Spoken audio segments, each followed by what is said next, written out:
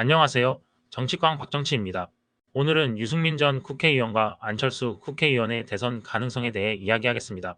안철수 국민의힘 의원은 최근 인터뷰에서 한국 정치의 비정상적인 고리를 끊어야 한다고 강조했습니다.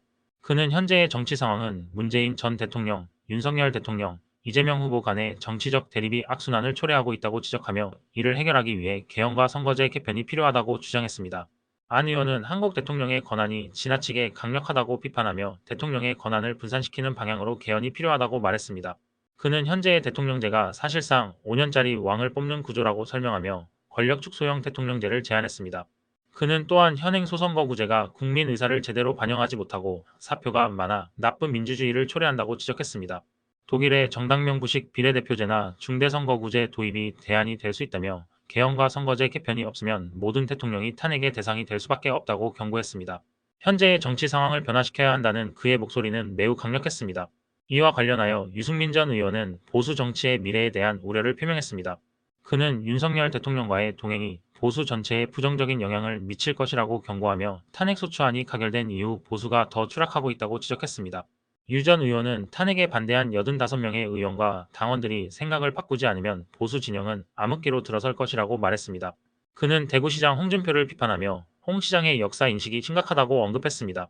홍 시장이 윤석열 후보에게 전두환을 비판했던 것처럼 탄핵 반대에 대한 설명 의무가 있다고 강조했습니다.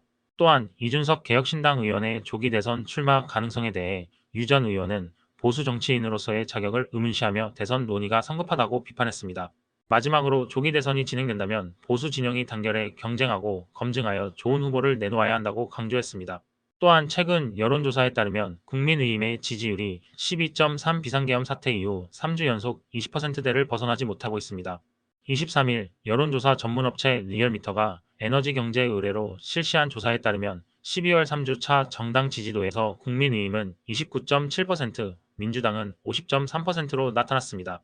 국민의힘 지지율은 직전 조사보다 4.0%포인트 상승했지만 비상계엄 직후에는 26.2%로 떨어졌고 2주 차에는 25.7%로 최저치를 기록한 뒤 이번 주에 소폭 반등했습니다.